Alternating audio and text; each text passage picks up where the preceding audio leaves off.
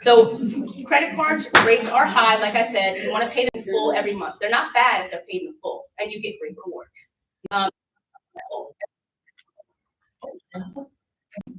And then student loans, there's a lot of flexibility with them, especially if you're still in school, if you're undergrad, it's deferred until you graduate. So keep track of the grace period on those.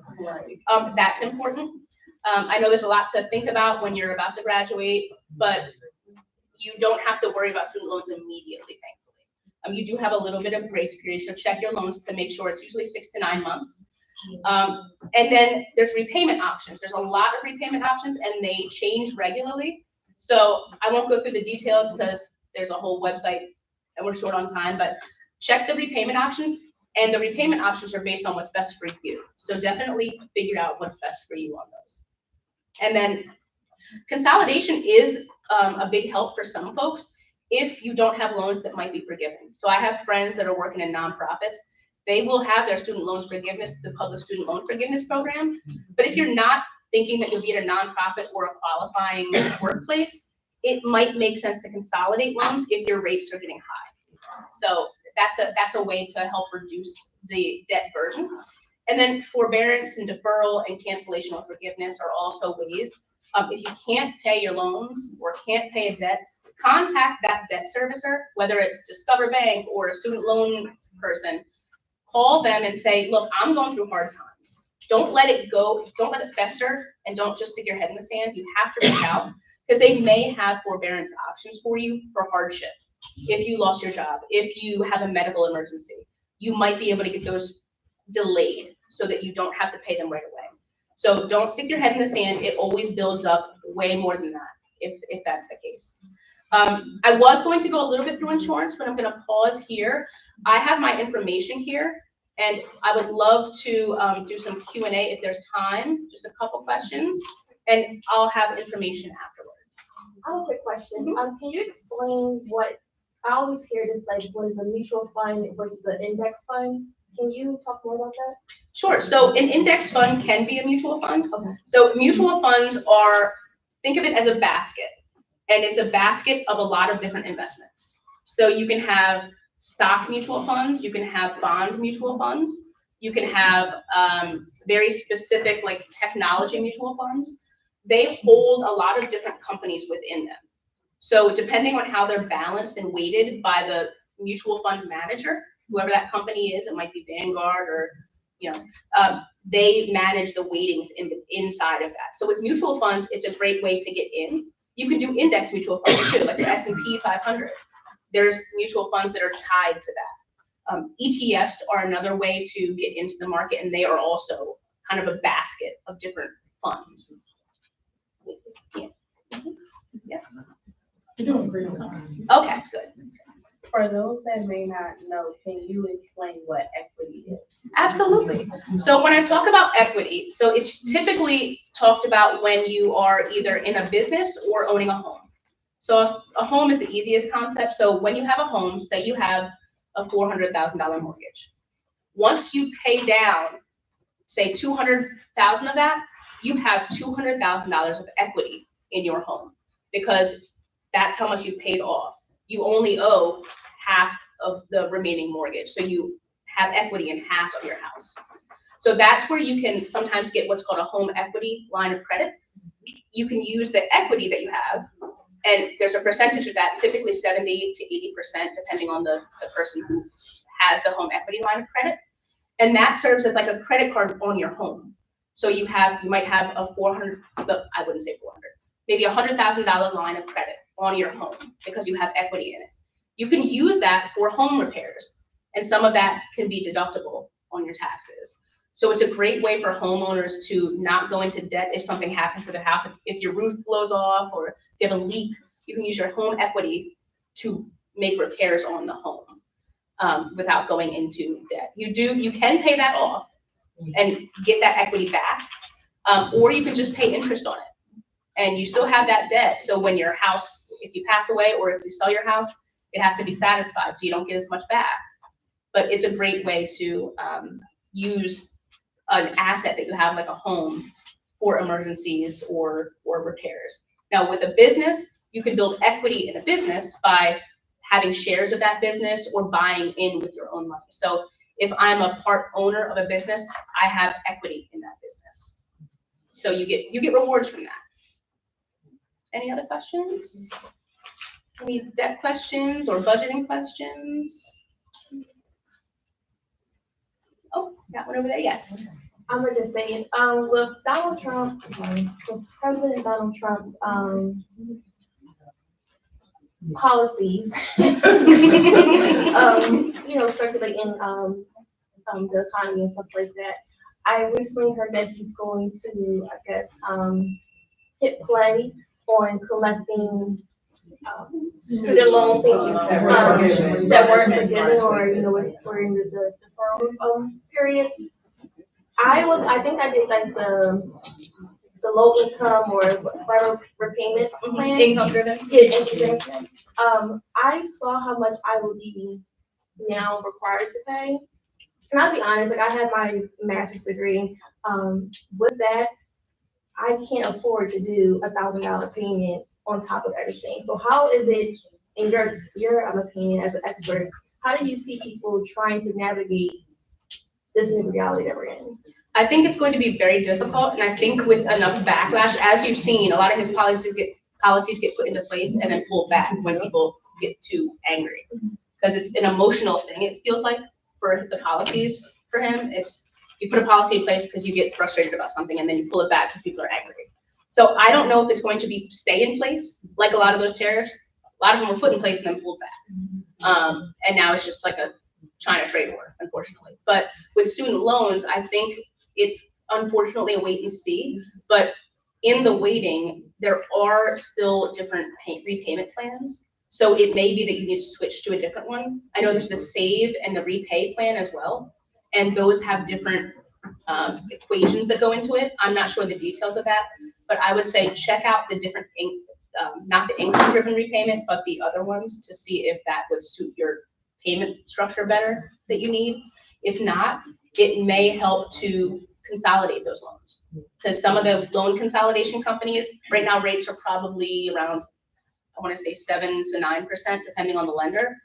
If student loans are going to be higher than that at some point, you may want to consolidate, or you can figure out different ways, like get a personal loan to pay and do it in pieces. So lots of different answers, I'm sorry. Me figuring out a different way was me just going back to school. I'm not gonna lie.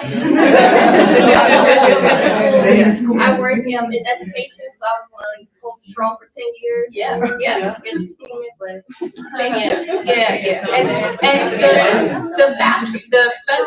the student loan website, studentaid.gov, I think that they have a lot of information as long as it's not shut down.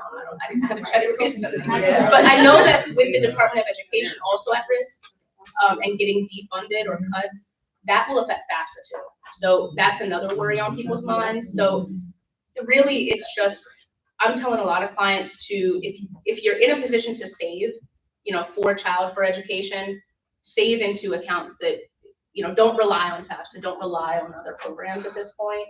But that's worst case scenario, and I always plan for the worst case. So. Hello, I have a two-part question in regard to credit card debt. The first question is, are you pro consolidating credit card debt? The second part is, do you recommend someone to pay off the credit card that you owe the least amount on, or the one that has the lower interest rate? But does it matter when you're trying to kind of knock things down? So good questions. The first one, if you have a lot of credit cards, and I've had clients with like 15 different credit cards, and they're paying the minimums on all of them. And it's frustrating to see, and it's frustrating for them because it's overwhelming. That's all they can do is the minimum payment. And they're all rates all over the place. Some of them are 25%, some of them are 30%. That's a lot of money that is just going into the interest. So consolidating those, if they can commit to not adding that debt back, is important. So I always say I'm pro consolidation if you're not going to continue to use those cards. Right. Okay. But if you're going to rack them back up, you just consolidate it for no reason. Okay. So definitely pro consolidation on that front, because it helps you be able to digest what's going on with the debt. And then for the snowball versus the avalanche, it depends on your situation. I like usually the credit card with the smallest balance because it's that, Gratification. Right. it is. It's That's checking what a I list, do, yeah. checking a box Checking it off. all, right. Because if you try to attack the largest one or the highest debt, It doesn't. it takes so long. And by the you're halfway through and you're like, this is never gonna work. It's like a diet. You're like, I'm not seeing the pounds drop off. I quit. I'm getting a burger. Right. So, but if you do little bits, it's more digestible again. It's Great. just making it easy and making it comfortable for you. Mhm. Thank you. Yeah. Any other questions? Yes. So, I've actually just recently completed that public, service loan forgiveness program. Which is good, yes, but, I'm actually in another situation where my daughter's about to go to college and they changed the FAFSA. They're not giving as much money. They're asking for us to pay about 40,000 to every school per year. What are some options that we can do to save, to be able to kind of make that even affordable? Because I think a lot of people are going to be in that circumstances. I looked online and a lot of people are also saying they're in the same boat, and I don't know. Yeah, it's a multi-part answer. So if there's time to save, saving into conservative account, if it's short term, like if it's in the next couple years, definitely conservative accounts, like high yield savings accounts, as much as you can into those. This is like now. Like, Oh, now, yeah, she's so. a senior, and I'm trying to figure out what Oh, are people in these circumstances being recommended to do. Because when you go to the schools, they're just saying, take out a second mortgage on your house. Oh, And well, yeah, I wouldn't recommend that. And the government is only giving $5,500 a year. That's not enough to cover the amount of tuition. So I'm just wondering, what do they recommend from a financial standpoint? Yeah, so first one would be definitely look for scholarships and grants. If there's anything specialized there, that's what I tell everybody, just apply for as much as you can, as often as you can, as early as you can. Aside from that, it would be, if your budget allows it, you can do Parent Plus loans that help, or if your budget doesn't allow it and you just say, I can't, it would bankrupt me to put my child through college, then it has to have the conversation with your kid to say, you might need to consider a different college if it's just out of the question, or are you willing to take on the loans? Because sometimes we meet with clients' children and give them kind of a rundown of, what do you want to do after college? What do you want to graduate towards? What do you want to work in? If you want to be an underwater basket weaver, you're not going to make a lot of money. So if you're going to spend $300,000 on a basket weaving degree, maybe not the best choice. But if you're going to be a mechanical engineer and there's a lot of jobs, because that's another thing. It could be a job that makes a lot of money, but if there's no jobs in that field, you got to look at that too. It's a waste. But if it's a plentiful job with a lot of different positions available, or it's a position where, there's not a lot of females or not a lot of diversity in that field, it might be a way to get in. And if it's making good money, then that degree is worth it. And that child after college should be able to afford that debt. Yeah. So I had that talk with parents and children to say, what do you want to do and how much can you afford? Do you want to delay retirement to put your kid through college? That's something that I've had clients do. They say, I'm paying full freight. I just won't retire. Yeah. Couldn't be me, but to each their own. But that's something that if it just depends on the situation. Yeah. Yes. That's my last question, I promise. Okay. You spoke about bankruptcy. I'm on TikTok a lot, and I see that certain people, I don't say certain people, some people have said like their livelihood has, gotten so much better. They feel more relief and freedom after they file for bankruptcy. So when is bankruptcy something that people should not be frowned upon to think about? And is it also something that can be beneficial in the long run? That's another one. It depends. Typically, it's not ideal to file for bankruptcy. Now, I had a friend that had to do it because she was in between jobs, and this is another reason why I wanted to talk about insurance a little bit. But she was between jobs, so her group workplace benefits lapsed for health insurance, and she was like, "What? It's 30 days. I'll be fine." She got into an almost fatal car accident, and with all the medical procedures that had to go on for months and months and months. Like she was bedridden in her home in a hospital bed for a long time. Now she's fine, thankfully, but she had to file for bankruptcy because she couldn't afford it, and her parents couldn't afford the medical bills. It was just too much. So that bankruptcy stays on your record for a long time. And there's different types of bankruptcy you can file. Student loans are not included in that. You can't file bankruptcy for those typically, unless there's been changes. But bankruptcy can cover businesses, it can cover debts that you have if it's too much. But typically it's not ideal because it prevents you from doing other things. Like that friend that I was talking about, that bankruptcy bars her really from buying a home right now because it's frowned upon by lenders. If you have a bankruptcy on your record, also with workplaces, if you have a bankruptcy on your record, to be a financial advisor, you have to go through a whole review with a lot of different groups to figure out why you went bankrupt and you want to be a financial advisor. So if you want to be anything in finance or lending or anything in the future, bankruptcy could have an effect on that because it's on your record. But if it's overwhelming and you maybe already have a house or have a job and it won't affect that, it may be an avenue to take, but it really depends on the situation. Any other questions? Well, this was wonderful. I have some information up here about budgeting. I have some financial basics, and I have a QR code that goes to my website in case you wanted to email me other questions. And I'm happy to chat with you. I offer complimentary consultations to everyone. So I'll chat with you for an hour or more, however long you need, just to give you a snapshot of what situation you're in and give you little tips to be better. And then if it makes sense to work with me, I'd love to work with you, but I'm not here to push that on you. I just wanted to share myself as a resource. And I'm happy to do more of these if needed, because there's a lot of different topics we could cover. There's a lot. Yeah. So thank you.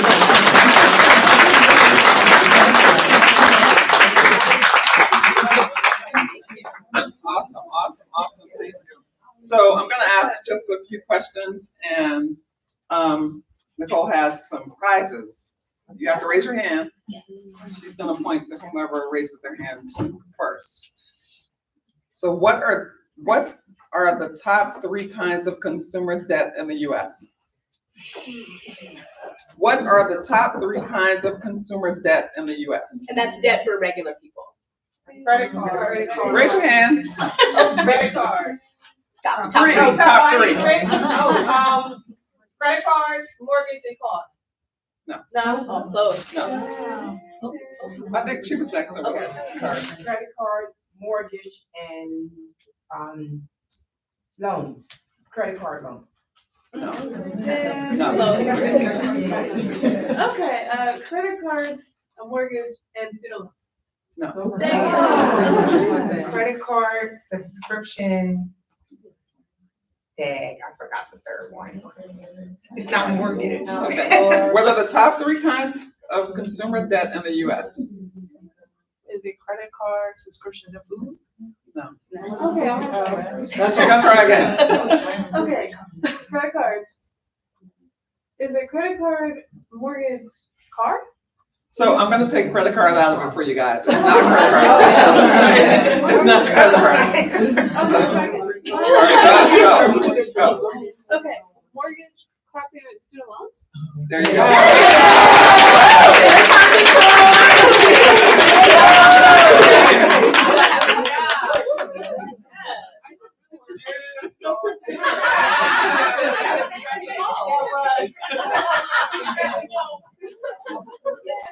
Okay, next question. How many major credit bureaus are there in the U.S.? That's a lot of hands. I think Dr. Z had her hand up first. Yeah. Yeah. All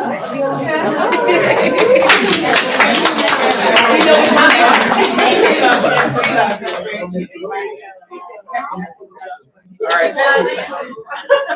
Next question. We didn't name them. Oh. Well, that could be a prize. You can name the 3 credit bureaus. I think she was. Experian, Trade Union, and FICO, no, it's not FICO. FICO and Treasury need to go together. Equifax. There you go.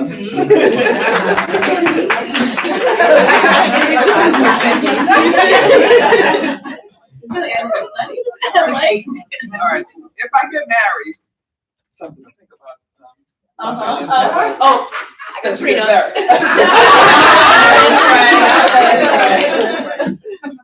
If I get married, do I inherit my spouse's debts from before the marriage? Oh. Hands up. No.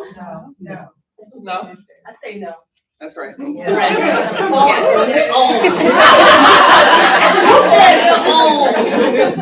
Yeah. Yeah, that was a different one because you can now if you get debt together after you're married, Yeah. that's if they leave, you're still responsible for that debt. Yes. But if they come in with that, you're not responsible for that. But a prenup is wise, especially if you're an ambitious woman. It's just a good decision just to protect yourself sometimes. So when do you present a prenup? When's a good Yeah. time? So full disclosure. So my fiance he had some debts with himself, and his financial habits weren't as savvy as mine, I would say. So just to protect myself and the future, because in the business that I'm in, I could have equity in that business in the future. So I don't want that to be intermingled in the relationship in the future. So because of that, I presented it early on with him. After we got engaged, I said, look, because of the nature of my business, because of the financial habits that you've presented, I'm getting the prenup.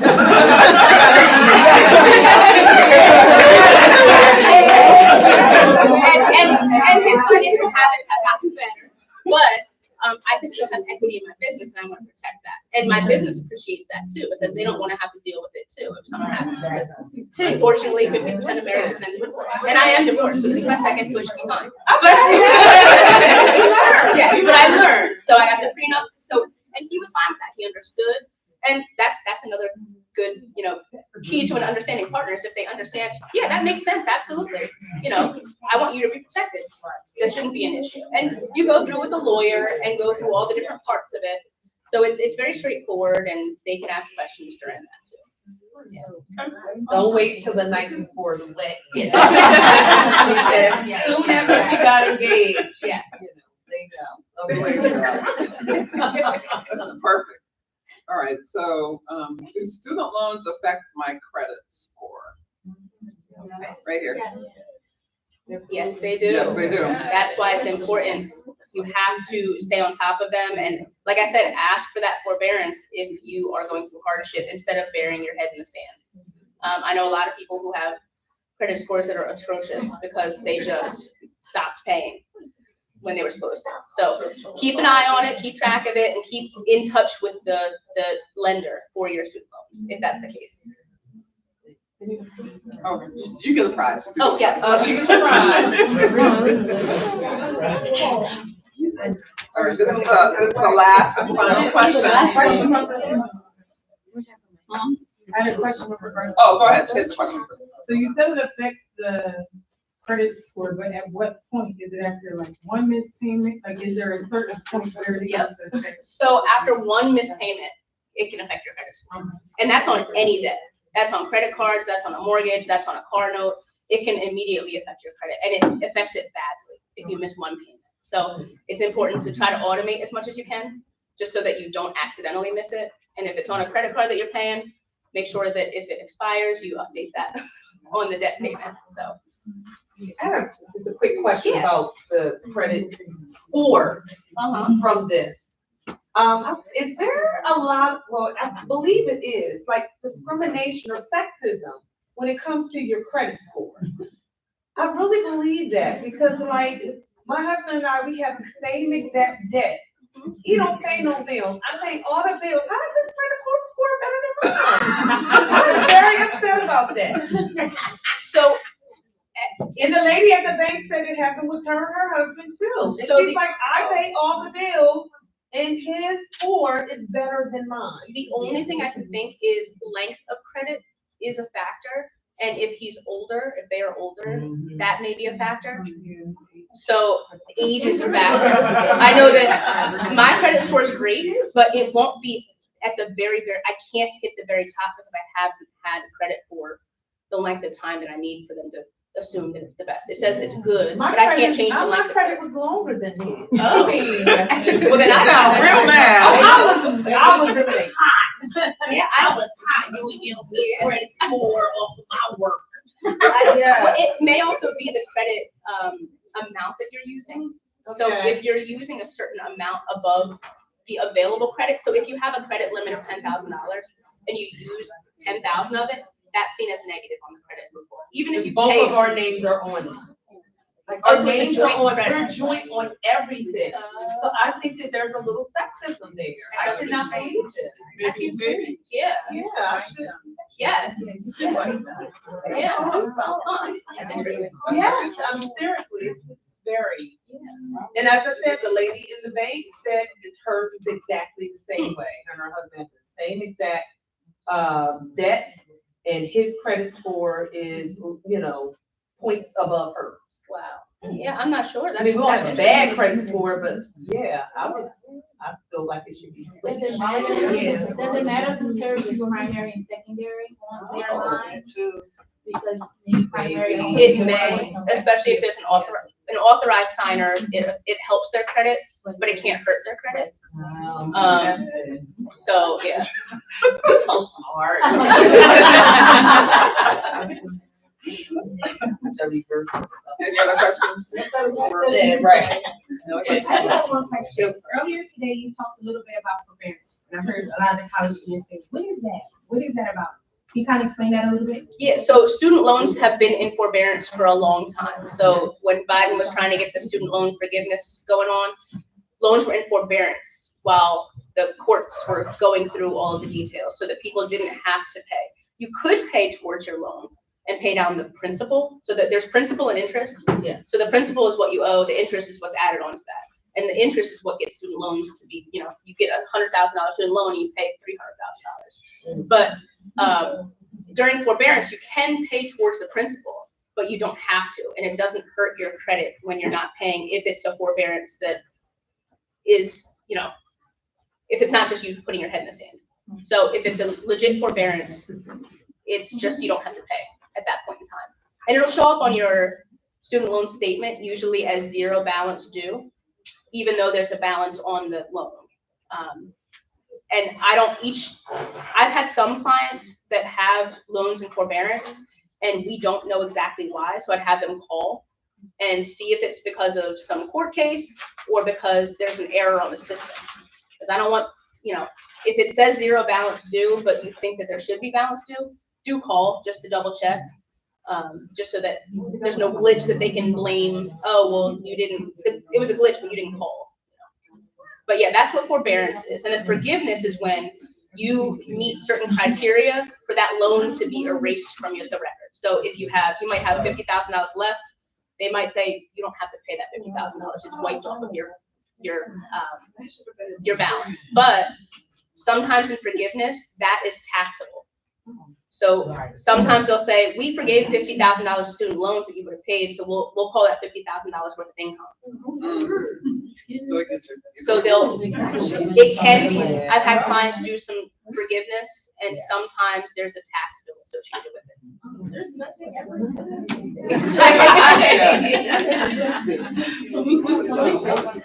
Up there and then here.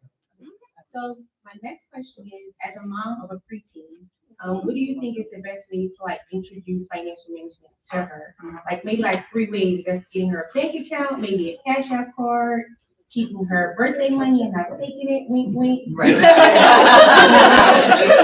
What are some ways you think it's good to introduce that to her? Yeah, so there's lots of cute ways to do that, and there are some physical ways where you can get, it's like a save, spend, and give jars, where you can have them save a certain amount, have them spend a certain amount, and then have them either donate or think of an organization just to give them a good, mindset around money and what it can do for other people too.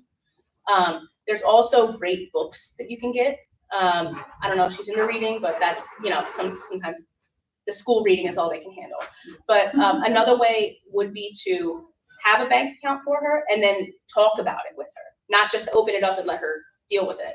Talk about the meaning of a bank account, what it can do for you, why your money is safer in a bank versus in cash in your room. What the different credit, you have guarantees at a bank. You're guaranteed up to $250,000 with the FDIC limit. So there's perks to a bank. Sometimes you can have a high yield savings account. You can talk about that. The spending card can be useful if you, again, have that conversation and say, this is what your budget is for the month. Let's work on it together. And you can write it out or have a chart somewhere. And that's a good way for her to visualize and conceptualize what money can do for her. Another question. You mentioned in tax, when you had loan forgiveness, how soon do they tax you and what percentage? I think it would be ordinary income tax. So whatever your tax bracket is or whatever that bumps you into. Okay. So the tax ranges are different for single and married, and it changes every year. But most people fall in the 22% tax bracket-ish if you make a decent amount. And that would be a 22% tax on that, possibly. I always say consult with a tax advisor because there's other deductions you might be able to get. But that would happen at the next tax filing season. So if you got forgiveness in this year, come April 15th, by April 15th of next year, that's when you would have to deal with that tax. Oh, I just wanted to make sure I didn't have to wait for them to come back and find me. All right. So we only have her until 8 o'clock. So if you have any other questions, she has her information here. That we ask that you just scan the QR code right here so that we can have your information and send out dates when we might have another topic of a discussion for debt management. And you've been excellent, so we really appreciate it. We did have one more prize, but we kind of ran out of time. Yes, just one last question. As Sora Courtney comes up, what race, ethnicity holds the highest debt to asset ratio in the U.S.? What race, ethnicity holds the highest debt to asset ratio in the U.S.?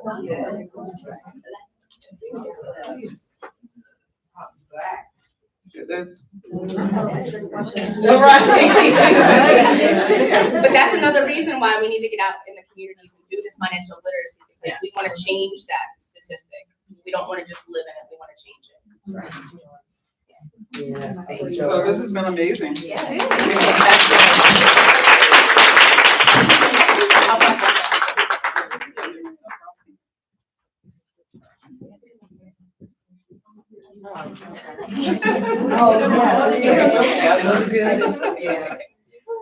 All right, we want to take a moment to definitely give another round of applause for our speaker. Thank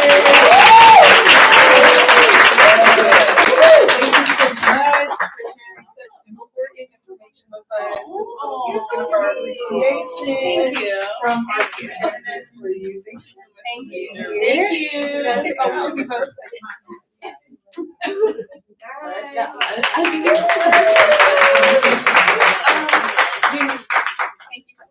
We're gonna take a picture. Oh.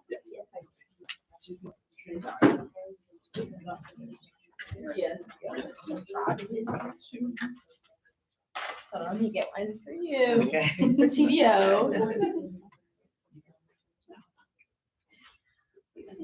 Okay, now one for TA. Beautiful. Thank you so much.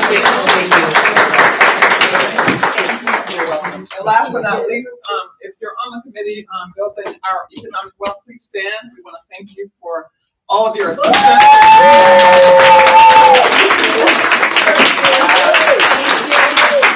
you. And definitely thanks to my co-chairman. Yes. Without her. Thank you to all those who are watching on YouTube.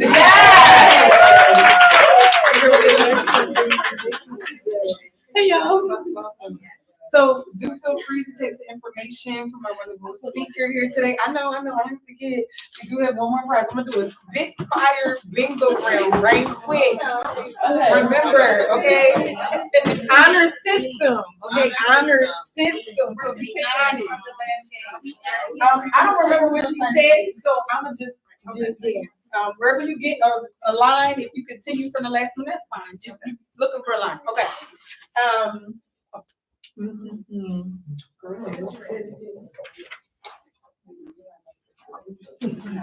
Okay, estate planning. Estate planning, you have done some sort of estate planning. You have done a wants versus needs kind of comparison, right? Assessment, very good, I like that word, yes, sounds like money. Okay. You have a Roth IRA. A Roth IRA. What is that? The college students are saying, what is that? So a Roth IRA is a great vehicle. It is a place to save. I'm sorry. No, you're fine. Using your time. Yeah, one minute. A Roth IRA is, it has the name IRA, but it's not like a regular IRA. So a regular IRA, you put money in and it's before taxes. So you save on taxes, putting money into a regular IRA. But a Roth IRA, you use your already taxed dollars. So out of your paycheck, you get it into your bank account, you put money into a Roth IRA, and that grows tax-free until you're 59 and a half, and then you can touch it. So in retirement, all of that money is tax-free, no matter how much growth has been on it. Now, a regular IRA, you put money in it, and everything in retirement is taxed. Right. So same with the 401k. Your 401ks, 403bs, 457bs, all the retirement accounts, they should have a Roth option to save into. So most 401ks have both Roth and traditional to save into. Try to do both if you can, or fully Roth, because the younger you are, the typically lower tax bracket you're in. Save into that now, and then as you get into a bigger tax bracket in the future, you take all that money out tax free. Hey. So Roth IRAs are great, and Roth 401ks. Okay. You have sold unused items, right? Sold some unused items. You've eliminated some debt. Oh, repeat it. Sell unused items. Eliminate debt. Bingo! She did it so effortlessly too. Bingo! All right, what you got? Let me see what she found. All right. We got items and savings account. Roth IRA, very good. It has enough spend. Yay, congratulations. Yay, Sergeant. We hope you enjoy your prize and use this to your benefit in your budget plan. All right, thank you all so much. Thank you for playing and participating. If you have not signed in using the QR code, please do so.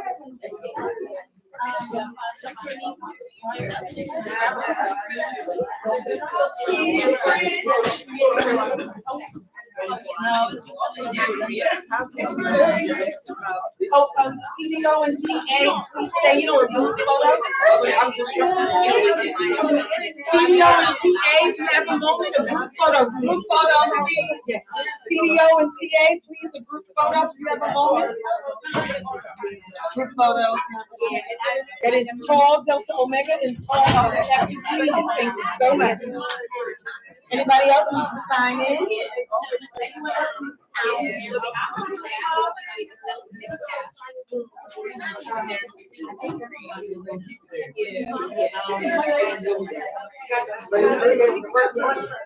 Yeah, right now.